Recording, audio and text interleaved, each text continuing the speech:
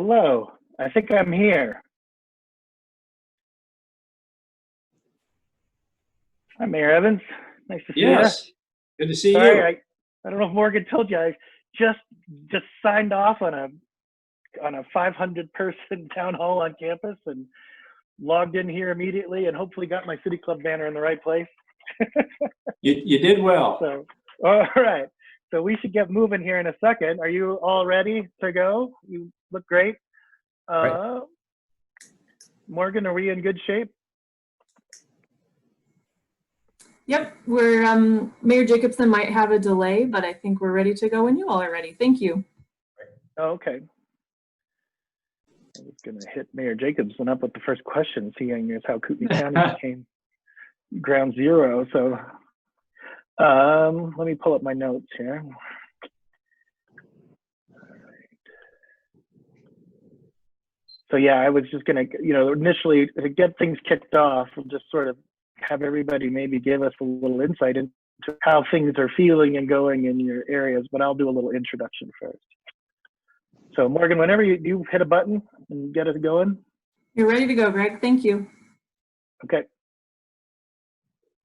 Oh, we are. So everybody's listening. All right. Hello. Hi, everybody. Hello and welcome to today's City Club of Boise program, the virtual conversation with some mayors and a city manager. Oh, my light just went out. Just died. Sorry.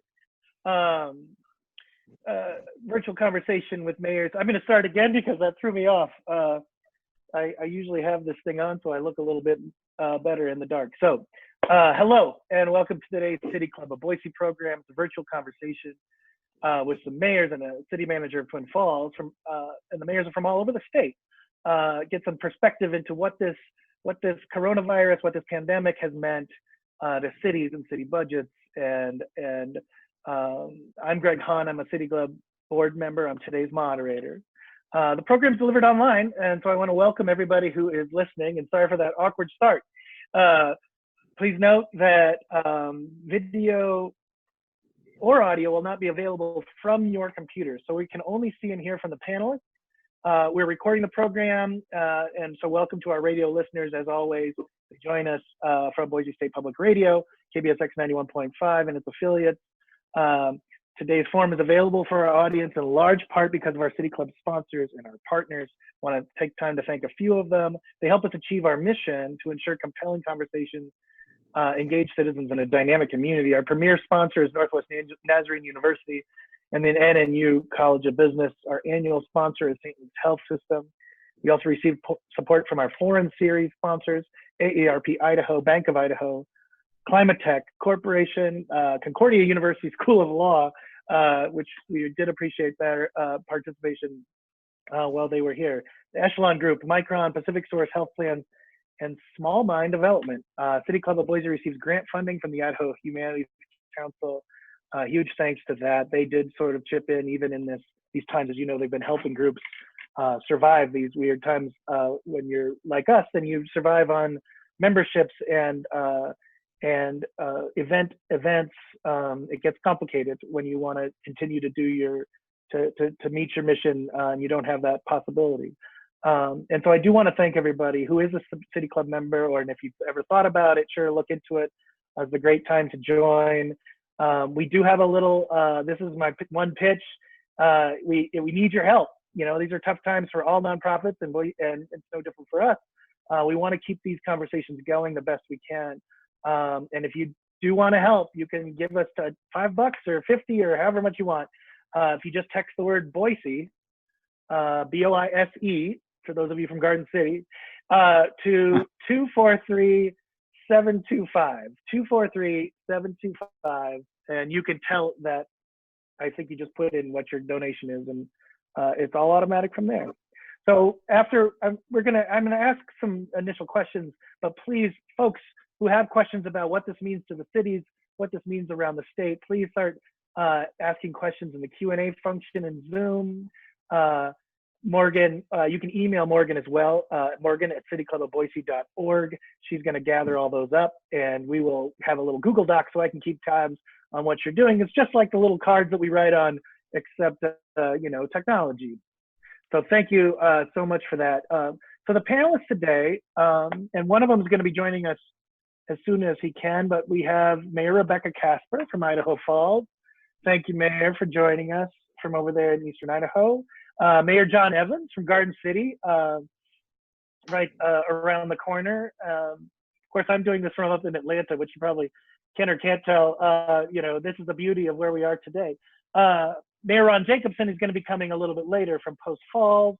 And then Travis Rothweiler is the city manager down in Twin Falls. I just want to give an overview of what it is they're facing, right? I looked last night, as we all do, probably of those had 105 deaths, the coronavirus.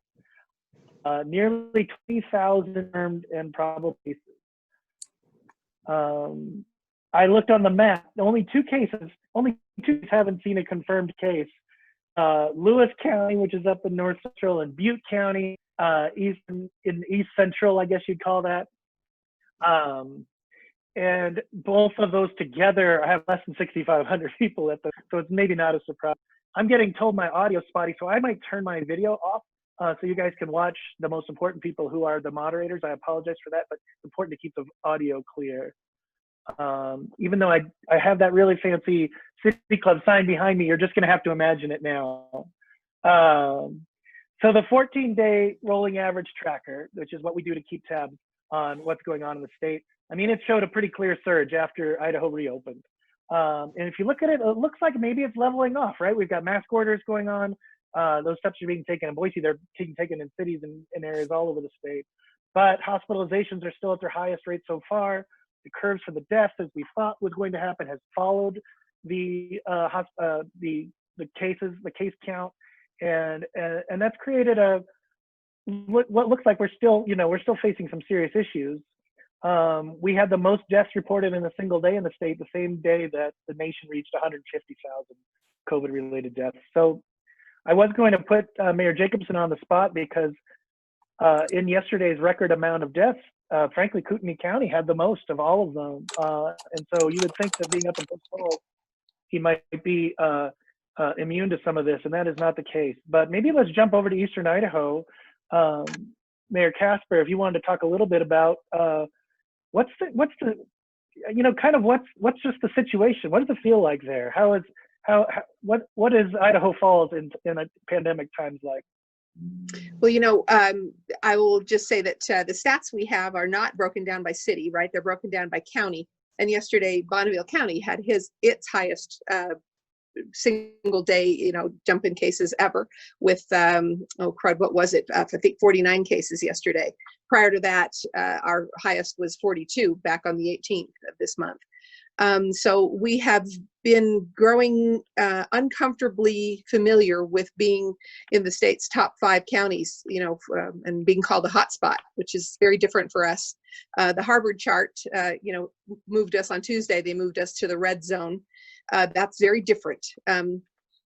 We have 170 active cases out of right now, and that is not enough yet to overwhelm our hospitals, but I can tell you from conversations I've had, doctors are concerned about, the trajectory that we may be on, and so we're hoping that our mask order will have an impact, although it's too soon to tell. I will say that Bonneville County has had well over half of the cases for our health district. Our health district has 8 counties in it. And we've just in Bonneville County alone, we've had 63% of the 904 cases in our district. That I guess comes with being the most populous, having more people, in contact with each other. But it is not rosy right here, right now. Mm-hmm. Well, it's kind of an international community, probably more so than people realize, with INL and that cluster of industry that surrounds that. It's not like you can sit there in isolation. You're not wrong. Although INL has done more than its part to curb travel, both incoming and outgoing, and that has helped a great deal. And so we are seeing a little less of that movement that we normally would see with regular business as usual. Right. Thank you, and welcome. Mayor Jacobson from up north. We just started, and so Well, I apologize. I'm aware of the time difference, and I didn't even register, and I just walked in from a doctor's appointment, so timing was good. I apologize for being late. well, that's what a great example though of how tricky it is sometimes to get these statewide efforts to kind of come together and congeal. We literally operate in different times. I had just asked Mayor Casper to talk a little bit about what things are like up in or over in Idaho Falls, and of course Bonneville County, she said, had its highest number of deaths recorded yesterday. I noticed that Kootenai County too is on that list. Almost half of those reported last night came out of York County up there. If you could just talk a little bit about just sort of an overview of what Post Falls has been like through this. I mean, right on the border, in between, kind of Spokane being a much bigger city nearby, but obviously with different rules going on. Just give us some insight into what this has been like up there. It's been interesting to say the least. I never realized there were so many constitutional and medical experts living in our community.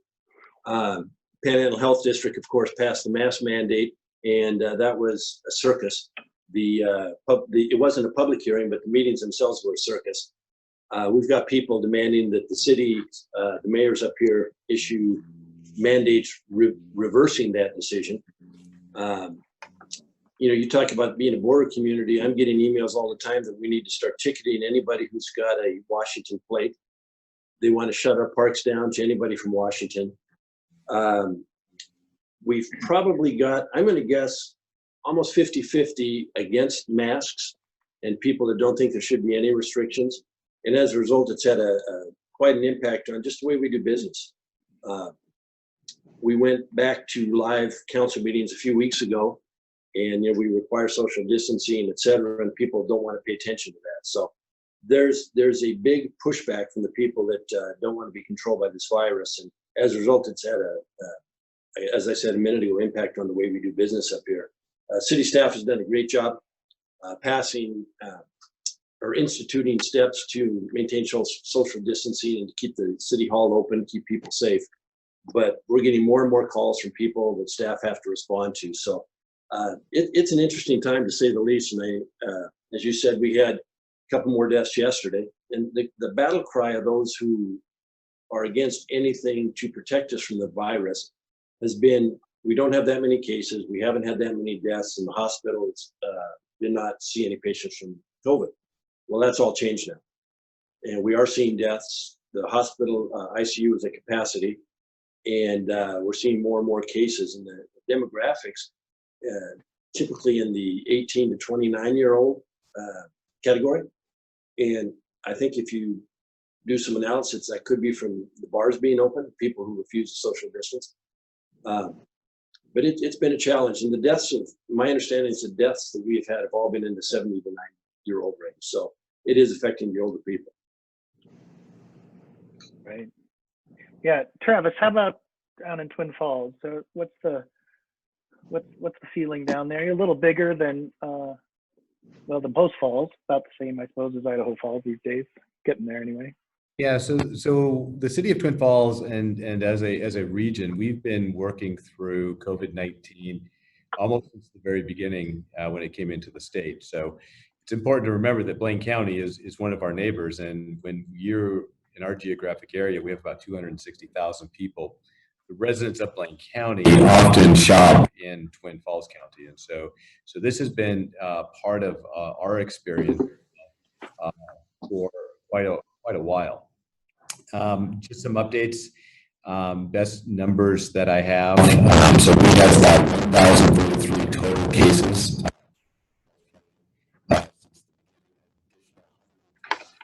Travis, I'm getting some weird audio stuff off of your. Am I the only one hearing that weirdness? Maybe. And then you just turned off. So can we hear? Yeah, there you're back. Okay, I have no idea. So is that better? I might do the same thing. I might turn off my video for a minute as well. All All right. So So that's a beautiful with a beautiful backdrop of the canyon. let's for a moment. Yeah. So let me start over. I apologize for that. So I think that's the thing that we're all learning through these virtual meetings, right? Trying to work through the technology barriers that sometimes like to spring upon us. So again, in Twin Falls, we have 1,043 total cases, an additional 124 probable cases with 29 deaths. And to put the 29 deaths in perspective, we had a total of 10 total fatalities that occurred in Twin Falls in automobile accidents in all of Twin Falls County last year. So clearly, in the first few months of the virus, Rebecca, when you're typing, I can hear you. I might ask you to mute. I apologize. You're good. In our conversations, we've had, we're experiencing about a 3% mortality rate associated with those who contract the virus. To put that in perspective, according to some of the medical professionals at St. Luke's at the Magic Valley, 0.1% is associated with an influenza mortality rate. So it's a significantly higher mortality rate that we're experiencing. 29 deaths in relationships to automobile accidents is significantly higher, especially when you think about we've been having this conversation for less than 6 months. The most recent thing that we've experienced is the jail, which is operated by the county, has had an outbreak. I understand that there are more than 130 confirmed cases of inmates in the facility. 8 of the sheriff correctional officers, with an additional 100 cases as still outstanding. And then we have 1,000 cases, I understand, in our area that are in some form of the process of once they've been tested, they were deemed to be needing a test, and then they're still floating out there waiting for those results. The largest hit age group is probably very similar in Twin Falls as it is in other places, and that is 18 to 29-year-olds. They have nearly 26% of our total cases, while those who are that back-to-school age children, that 0 to 17, represent 7.67%. And it's going to be interesting as schools open up in the Twin Falls School District, what that looks like. And are we going to see additional community spread that's going to occur in the schools? I have to applaud Superintendent Dr. Brady Dickinson. I think that he and his team have put together a great plan that is going to, help for the safe opening of schools. But again, I think we're all seeing there are only so many steps that you can put into place when you try to have a life of normalcy, whatever that looks like anymore, and trying to curb the growth of a virus. Right. I think that's the question, is what is normal anymore, and who knows? Mayor Evans, you're sort of surrounded, always such a fascinating and unique approach there when you're a city kind of within another city. And I think that's what makes it so interesting to kind of hear about really your approaches to everything, because it almost everything that happens there is so, and everything that happens in Boise is so integral to how things play out there. But what's been the feel there, and what's been your approach? Well, of course, the metro area here is the largest in the state, and the virus ignores our political subdivision borders. We are regionally actually seeing some, if you were an optimist, some signs of optimism. We've got about 1,100 active cases now. Our ICU bed count is holding steady. We've got capacity there. We've got a slight downward trend over the last week in our cases per day that are showing up. But of course, we've had some preventative measures in place longer than other spots in the state as well. So as far as being a city surrounded, we, of course, cooperate in our twice weekly updates with Central District Health. And we've actually got some cross coordination with Southwest District Health, which is the county to our west, where the cities of Nampa, which is our third largest city in the state, and Caldwell, which I think is around the size of Twin, Travis, if I remember right. So we're hanging on. We're doing the program. We have voluntary compliance to some degree here, certainly more than Mayor Jacobson's experiencing up north. And really, I think we're sort of getting used to it, if that's possible. And people are figuring out how to conduct their business, and some are altering where they shop, how they shop. I certainly see the Amazon delivery trucks in my neighborhood really almost any time of the day. People are having groceries delivered. Our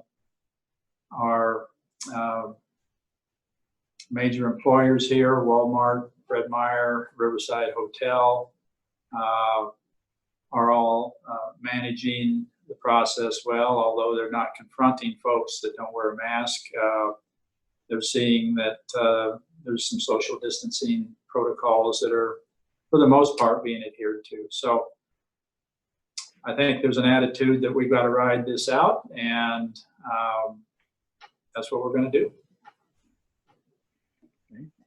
Well, I'm sure you're all, there's so many kind of pieces that I think we should touch on, and healthcare is one, and the economy, of course, property, what it gets into the nitty gritty part of running a city, the property taxes, and we'll kind of jump to all those. But I'm kind of curious a little bit about, thinking about the economy, right? How are we, you're all engaged in your local economic development efforts. Things are changing, right? Mayor Evans, you bring up a really great point with the Amazon trucks. Now that more Amazon trucks may mean fewer folks down at the hardware store. And, grocery delivery, it's made really easy by the big guys, might make it a little harder on the little guys. And so we are going to go through this crunch. I'm just kind of curious, maybe in your areas, have you turned to those? Have you started looking ahead at that kind of, how do we get out of this curve economically? And what's that kind of community discussion been like? And I'll kind of open that to anyone who wants to jump in.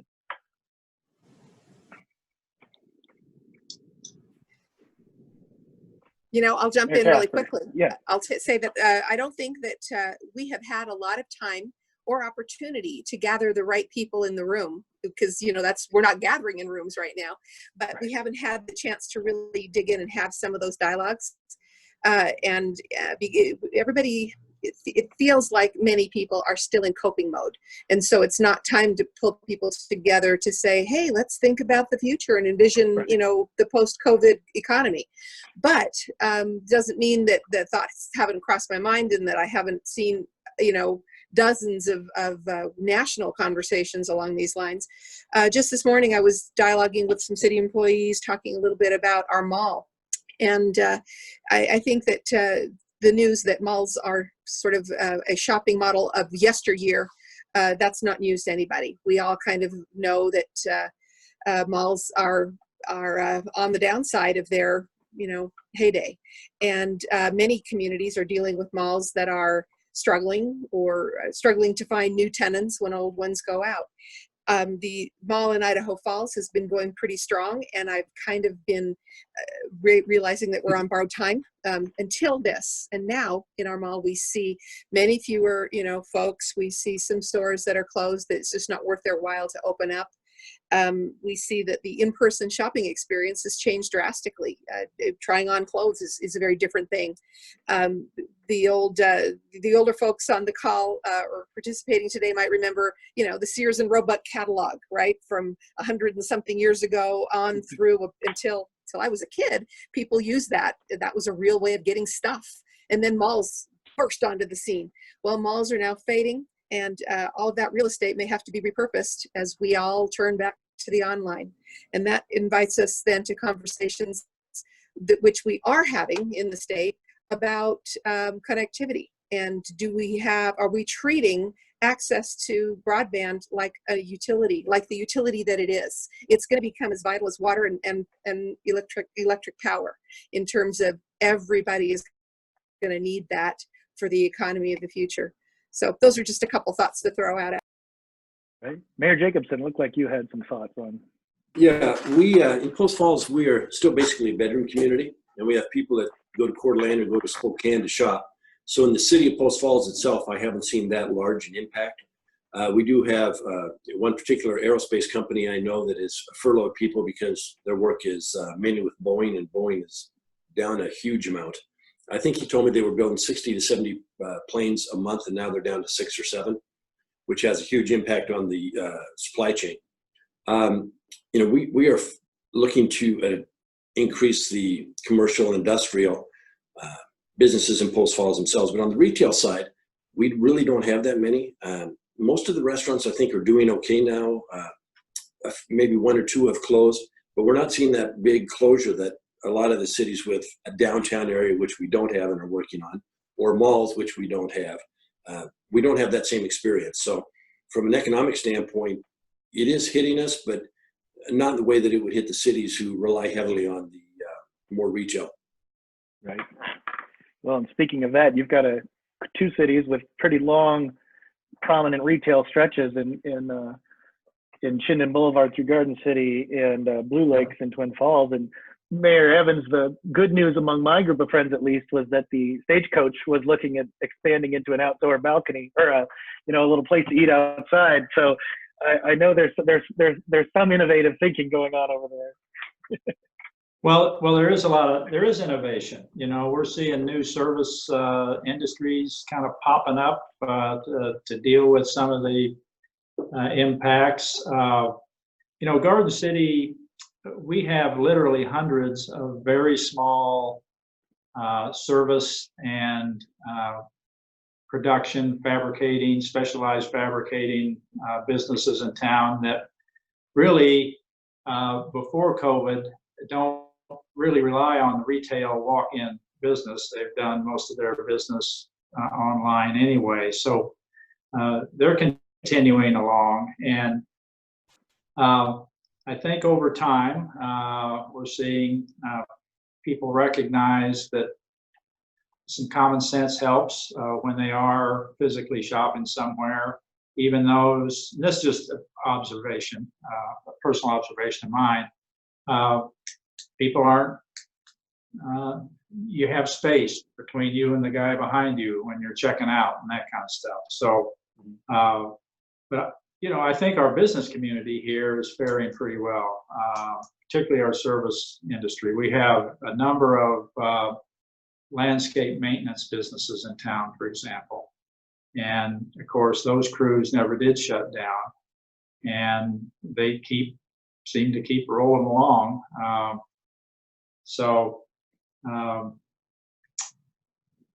The Stagecoach, I'll mention one other thing. Boise's done some good things. They're not really on the call here, but they've closed one of the streets downtown so that the adjoining restaurants can expand out into 8th Street there for outside dining, so they can keep folks separated and accommodate enough customers to make it reasonable to keep the restaurant open. So we're seeing some of those things as well. Yeah, Travis, you did mention, Twin Falls, for folks who don't spend a lot of time down there, it really is the hub of, Wendell claims to be the hub of the Magic Valley, but on their old sign, but Twin Falls is where the shopping is. It's where, it's really where everybody kind of needs to go. And so I imagine this has been an experience, at least for that kind of retail side of things. And when you just kind of anecdotally look around, we don't see a lot of shops here in Twin Falls closed. And we look at, there was a closure period, but Yeah, we lost you again, Travis. There's something weird with your audio. I'm sorry. Let me do. I'm just gonna stop my video. Is that better? No, it's I don't know. It's like a monster filter, is how I would describe it. Right. I don't think it's your normal voice. It may be. Maybe in rough meetings. Maybe that's how you've kept the mask compliance higher in Twin Falls than in some places.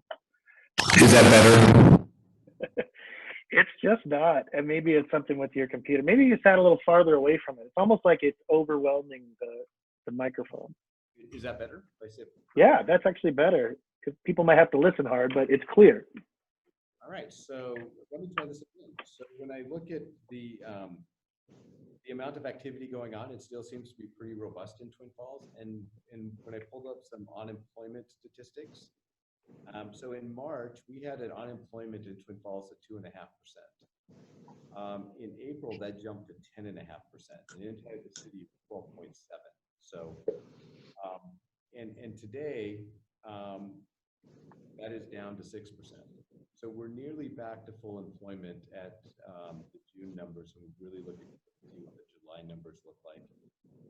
When we take a look at the total of new family permits that have been issued, in the month of June, the city of Twin Falls issued 63 single-family permits compared to 31 last year. And we are issued 55% more permits this year in that category than last year, and our commercial construction is also up. So when we look at our retail service sectors, when we look at our construction industry, when we take a look at employment in general, I think like everybody, we saw that blip when we had the mandatory stay-at-home orders. But now we're starting to see, kind of a soft recovery. And there's a couple of things that do concern me, and I'll share that as we kind of look forward to the economy. School opening is one of those things that I really have my eye on. I don't know if a tremendous political will or appetite among any of us, even at the state level, to roll the economy back into a stage 2 or a stage 1 that were described by the governor. And part of that concern that I have is that we may find ourselves in a place the school district is first. Sorry, Travis, it's slipped out again. Well, this is just terrible. Is that better? Yeah, that's actually the best it's been all the time. I don't know what you just did, but we'll get through it. Okay. So just I'm trying to get you to ask me fewer questions. That's smart. But the last thing I'm just going to say is just talking about school and school opening. And I think it's going to be interesting if parents have to assist their children with virtual learning, what that's going to look like for our labor force. It may be enough to shut down that we're looking on. Yeah, and I apologize to folks who are listening at home. And this is, just to remind everybody, it's a City Club of Boise forum. We have the mayors of Idaho Falls and Post Falls and Garden City and Twin Falls. And really appreciate them coming in from their local areas. And I think I kind of want my next question is really tied into a little bit of this technology piece and a little bit of what we're doing. I am actually in Atlanta, Idaho right now, where we're powered by a dam that is off the grid for anybody else.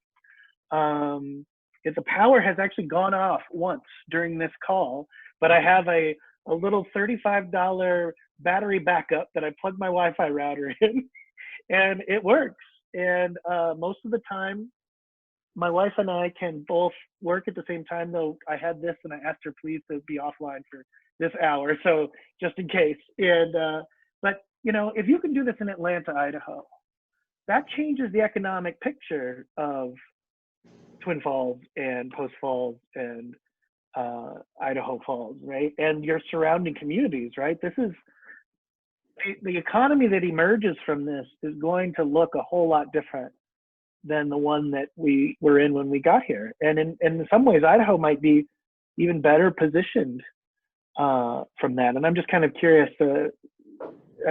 as you guys have been kind of adapting to some of this digital remote work, how you think that may be playing out, or what the opportunities might be.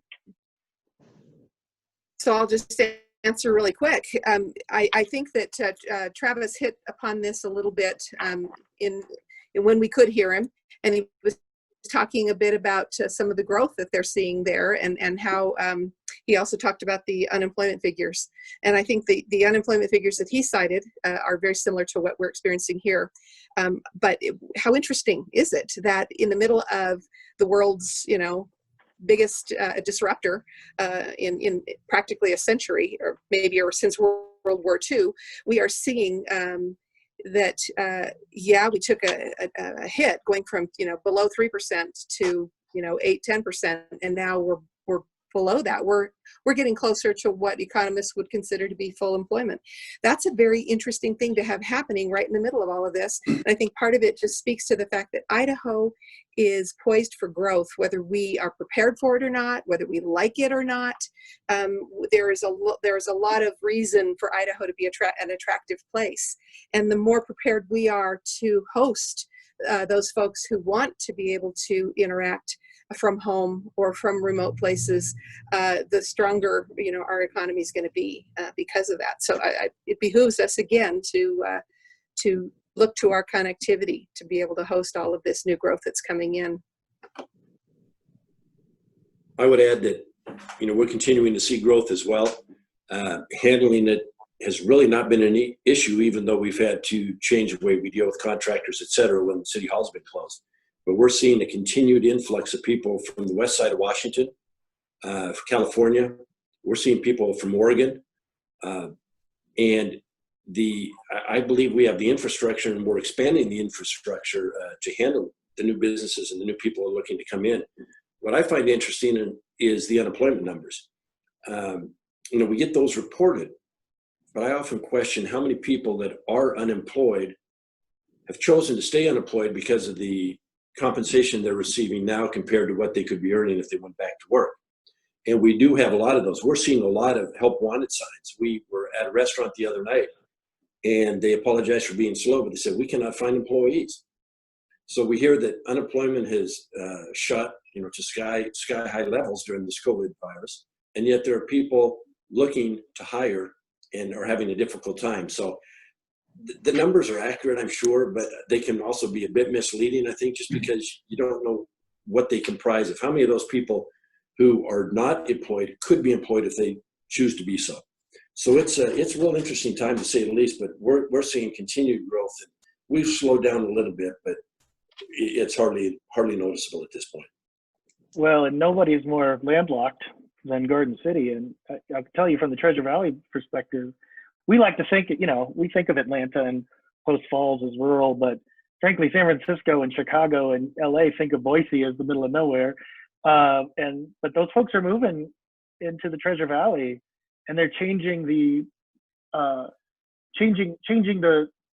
wage differences. I mean, there used to be folks who would move from San Francisco, and then they would try to get a job in Boise, and they'd end up taking a pretty substantial pay cut just because of the way that our economy was different.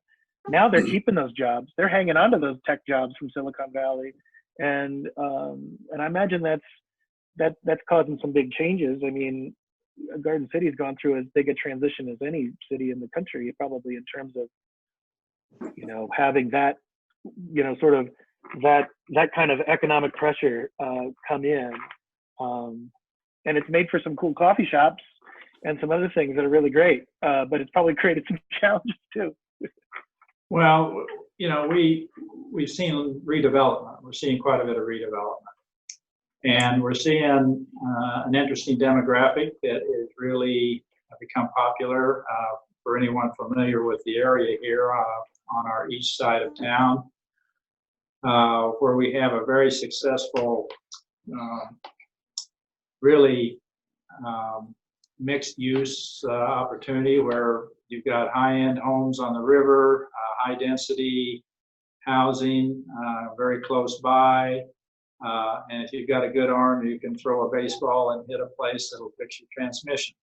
So, we've seen that developing, and that really hasn't slowed down. You know, we're also, just to kind of maybe look at a glass half full a little bit here for a second. Our sales tax collection numbers are holding. Income tax is doing, collections are better than anticipated. I think all the cities in the Treasure Valley are permits really, as Mayor Jacobson said, maybe slowed slightly, but really still very robust. People are coming, they're buying homes. We still have a significant housing shortage here, which is holding home prices high. When I'm not sitting on my throne here in Garden City, I'm sitting on a tractor out at my real estate development I have in Canyon County. And the folks we're seeing populate that really are from the West Coast. And a lot of retirees, people bringing their money. It's good for our schools, frankly, because we have folks without kids coming into the area, certainly in Canyon County, that are paying property tax, paying school taxes without any loading associated with it. So, you know, if you look, there's some positive things that are occurring for Idaho. And there's, you know, I'm optimistic that as we work our way out of this, that the state's going to hold its own as far as its own economy goes. So I'm seeing some pretty good signs here locally. Well, you know, we have actually some questions a little bit about the budget. Of course, the state operates on a, you know, that famous three-legged stool: the sales tax, the property tax, and the income tax. And the income tax is pretty heavy to the state level, and the sales tax is pretty heavy to the state level, and the local governments are really heavy on the property tax. But from what it sounds like, that the property tax is not something that's getting affected too badly by this. In fact, if anything, there's folks trying to find greener pastures that you know, that growth uptick is going to continue to move those needles. How are you all looking? How are you all feeling budget-wise this year? Let me just really quickly comment on the property tax. It's sort of a two-edged sword. If we have growth, then the property tax might sustain itself, all other things being equal. But something else that's unique to the property tax is that it lags by a year. And one of the things that came with the bad news of the pandemic was the bad news that we'd entered into a recession. And at this time, we don't really know if that recession is going to be quick in and out, or if it's going to be a lengthy one. We don't know the kind of impact it's going to have. The last recession was devastating to property values. And while that might, some people might say, hey, great, you know, my property values go down, my taxes go down. But what that means for your community is that a year later, they're reaping the lower taxes that come in from depressed property values. And they have, as we just talked about, probably a larger population to serve with less money to serve with.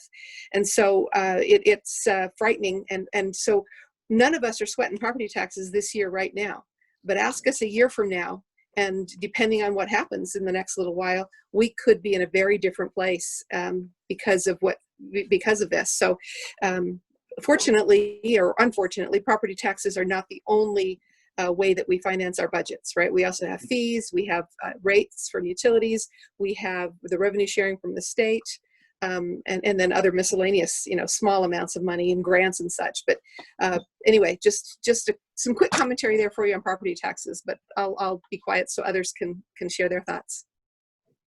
Well, up in North Idaho, we're seeing property values continue to escalate.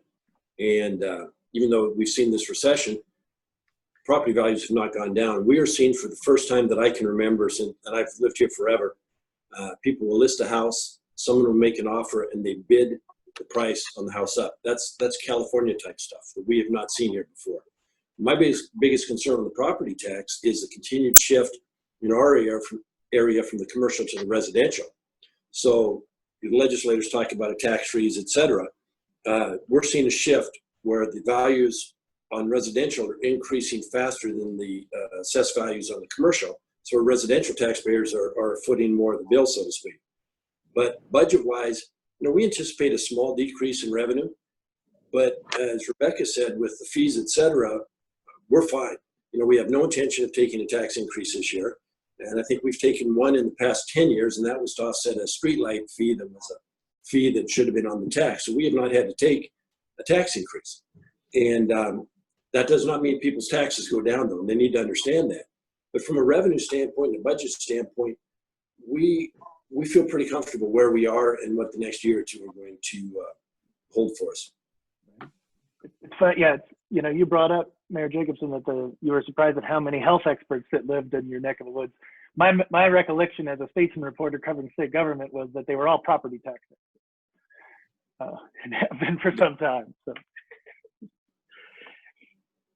Mayor Evanson, imagine a similar story in your neck of the woods.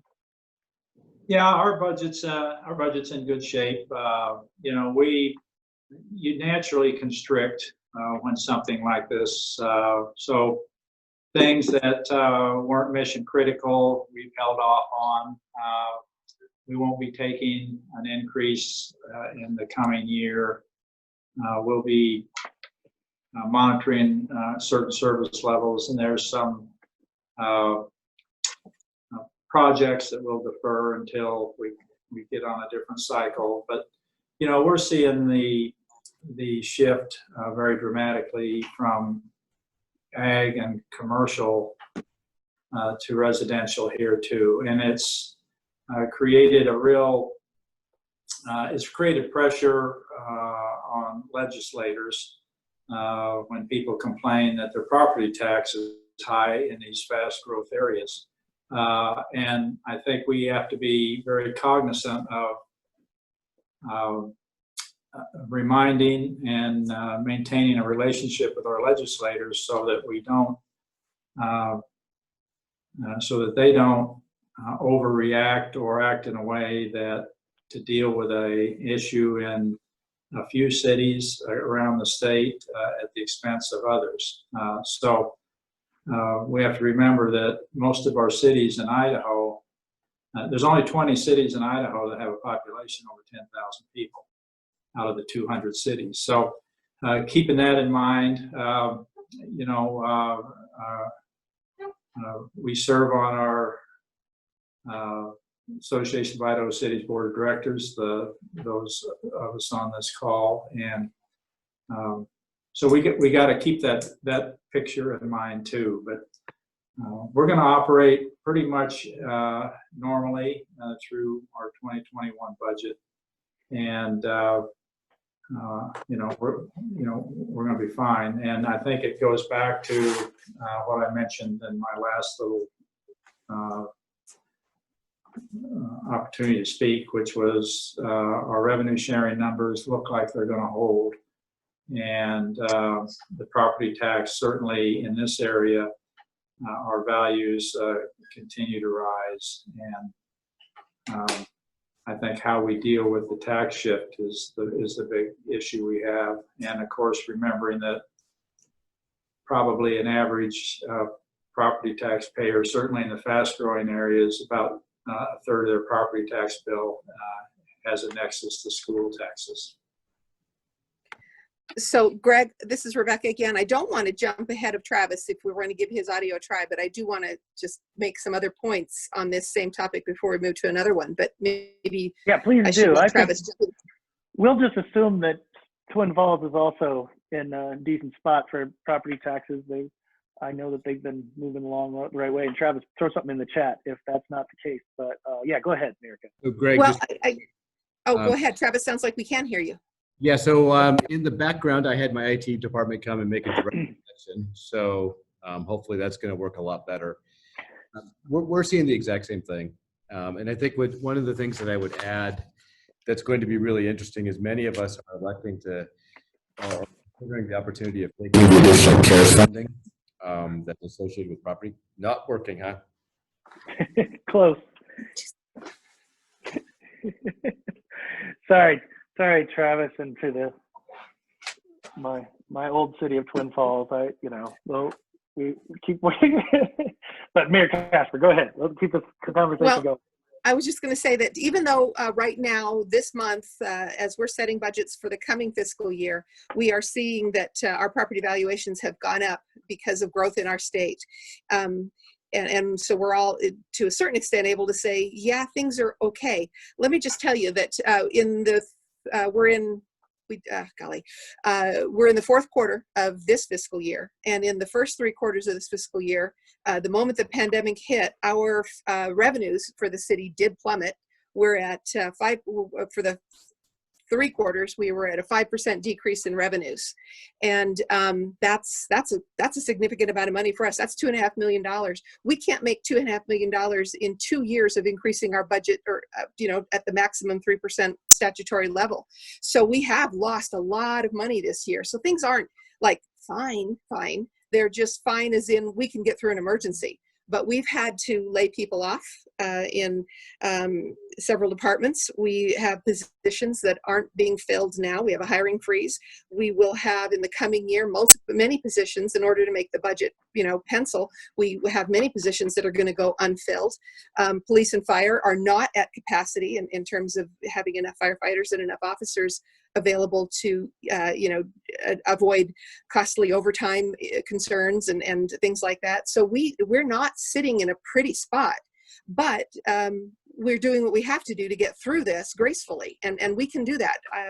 Idahoans, Americans, one of our key identity points is that we believe in how resilient and resourceful we are, and that's certainly happening. That's certainly happening. I think city employees have that quality in spades across the state. But we have some adjusting to do, and some might say, well, that's just good, healthy downsizing. It really depends on what consequences you want to see. One of the consequences of not having enough first responders might be that it takes longer to get to the emergency. That could mean, more fire burning, destroying more property. That could be someone who's missing critical minutes when the ambulance can't get there when I wish it could. So there are costs associated or consequences associated with some of these cutbacks. So there's that. Another really interesting consequence is all of our cities, to a certain extent or other, we offer utilities. And when you have folks that can't pay their way, they can't pay their utility bills, we don't have the luxury like the federal government of printing more money or of somehow just going into debt. We have to pay all of our bills, each year. And so if we have folks who aren't making their utility payments, guess what? The others have to make those payments. We have to raise our rates.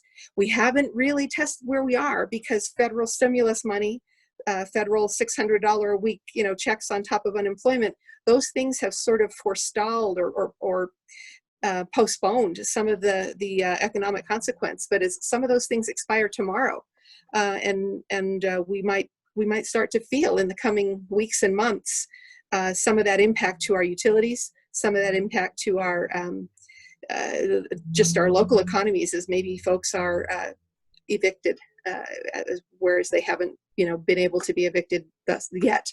And so we're not out of this, and the impacts are very real. It's just that we know how to get through a short-term pinch. The problem really comes for cities when that short-term pinch gets stretched out over 1 or 2 years. Then we start having real expensive impacts to all of that delayed maintenance and all of that deferred hiring. So it's not rosy. It's half full and half empty at the same time. I'll just leave it at that. Wow, and in budgets that rely on property taxes to a degree, and in a place where the property taxes are going up because the values are going up, it doesn't mean that all of us who live here just got much better jobs. It just means the folks who came in here had some of that house money that they could spend. I mean, it does make a difference in that. Mayor Evans said they didn't, forego the increase that they're allowed in the process to increase the city's part of the tax base. So did the city of Boise. And that's kind of a nod, I think, to this pinch that everybody's feeling. I mean, the way you describe the city, Mayor Casper, it's kind of exactly how I feel about my own budget, right? It's like, I'm still okay right now, but how long is this thing going to really last? And I think that's, you know, politically, that's, you know, the world that we're all living in at the moment. You know, we just have a few minutes left, and, you know, we sort of talked a little bit about mask compliance and all that, but do you think, I'm just kind of curious from that local perspective. Actually, you know what, I'm going to ask this one really great question, and I don't know if any of you are doing this. The city of Boise is trying to monitor the water so they can kind of figure out whether there's, you know, the virus is sort of in the wastewater, or is anybody else going down that road in your sewer system or septic system? Post Falls is not. We are not. We contract with Boise, so we are. So hopefully they'll tell you how sick you are at some point. Unfortunately, they Atlanta- don't. They can't identify a source point, you know, from the monitoring stations yet. Right. But I'm not really sure how valuable that is. I haven't heard too much about it lately. Yeah, beyond the percentage of Beefeater gin in the stagecoach crowd in Garden City, there's probably not much else identifying it. Yeah, I wasn't. It seemed like a fairly. You'd have to have a pretty big system to do that. But let's talk a little bit about like kind of looking ahead and whether. And I appreciate you mentioning, Mayor Evans, the Association of Cities. That we appreciated that association working with the City Club and getting this thing set up and getting you all engaged here. And that's been a really kind of a useful thing. We, of course, at City Club, we do focus on the issues that hit the city of Boise, but there's so many things that I think bring us together, especially times like these, that it's really valuable to hear these other perspectives. But, you know, I think kind of, where are you feeling looking ahead here? I mean, do you think there's going to be more severe restrictions? Do you think that folks are, you know, we just found out, you know, the New York Times reported, now the state's been following up on you know, some White House guidance that says, hey, Idaho, you should be doing more. We'll see how much that sticks. I mean, I think that there's some conflicting information coming out of that space, but, you know, what's next? What's next for Post Falls, Idaho in the next 6 months?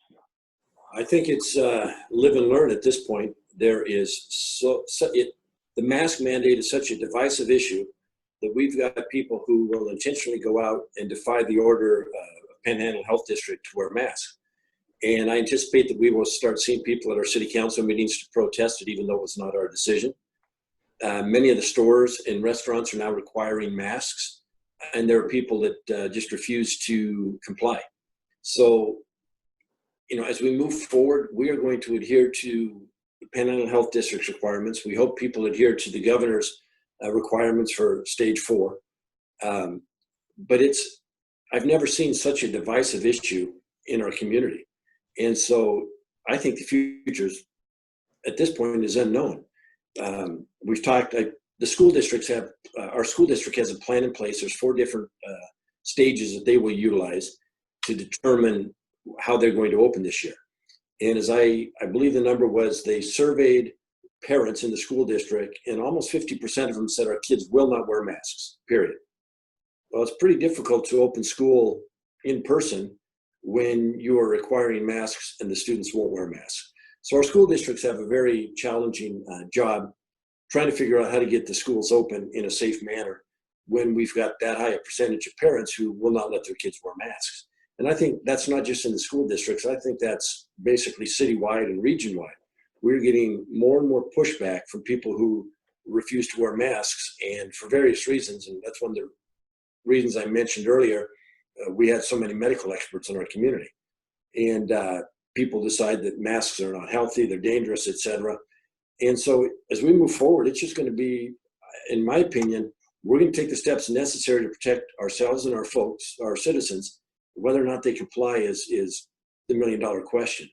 And hopefully by wearing masks over the next 2 to 6 weeks, we'll start seeing a decrease in the numbers, because our numbers have been going up and our hospital is at capacity in the ICU. Right, and you wonder if it's one of these things that you kind of have to see some of that firsthand. I mean, or someone you someone you care about or someone you follow. I mean, I saw the news today, Herman Cain, who they said contracted the virus at an event. He passed away. It's a very, it can be pretty severe. It's something we worry about at Boise State as we try to come up with a plan to bring folks back. I think we lost Mayor Evans, who had a 1 o'clock thing, and Travis, I might spare you the horror of trying to speak again, but thank you so much, and thanks to Mayor Evans for being here. But Mayor Casper, maybe just kind of looking ahead a little bit, what do you think kind of over in Eastern Idaho, how things might shake out?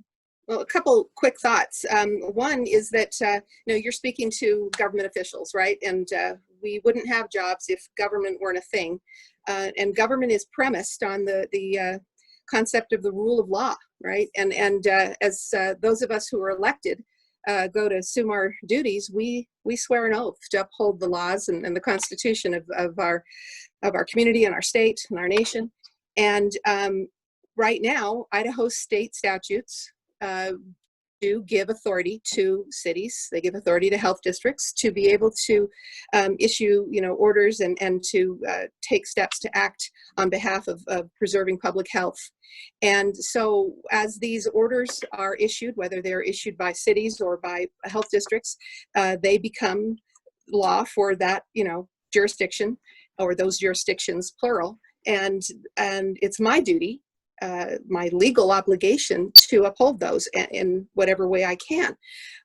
It's not practical for the community to go out and try to police that. We certainly can do that, but we have, a hierarchy of calls we have to send our limited number of officers to. And so obviously we're not going to run to, issue masking citations when we have other more egregious crime occurring somewhere else. And so we are relying on people to quote, police themselves.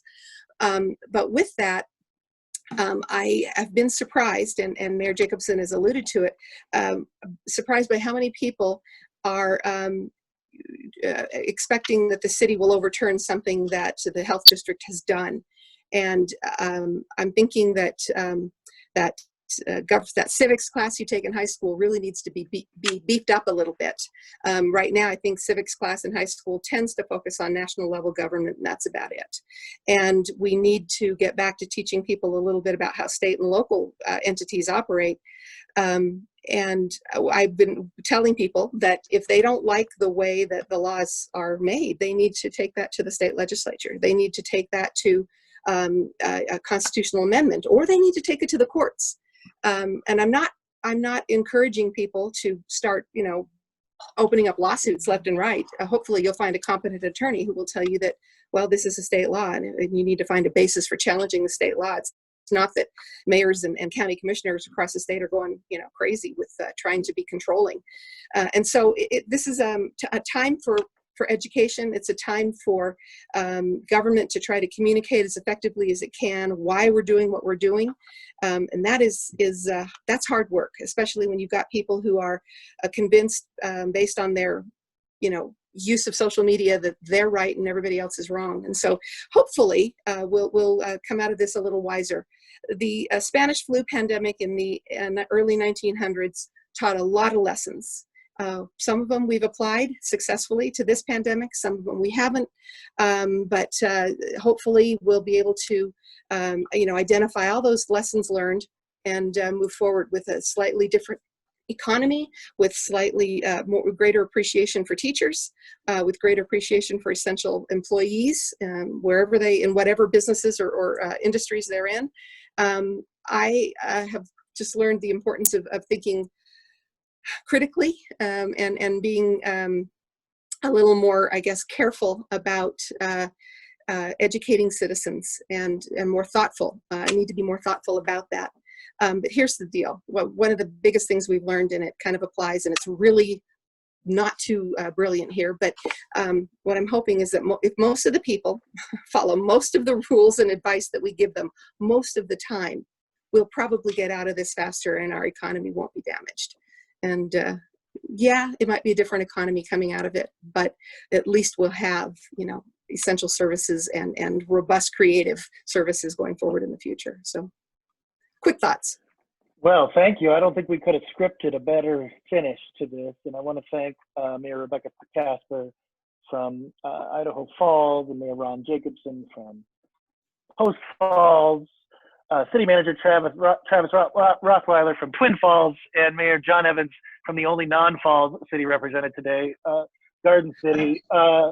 Thank you all very much for spending this hour with us. And it's just a kind of a fascinating glimpse into some folks who are making some really tough decisions. There's not, you're right about the state law and the, kind of setting some precedent, but there's only a few people who are asked to say, if we take this extra step, it could save some lives. And that's a tough decision to make every day. And it doesn't land all that often on the shoulders of city leaders. And this is one of those cases where it has, but appreciate spending the time here and all the hard work you're doing. Thank you to everybody. This has been a City Club of Boise Forum. Big thanks to the Association of Idaho Cities who helped us pull it together. All right. Thank you all very much. And hope you have a good day. Thank you guys very much. Bye-bye. Bye.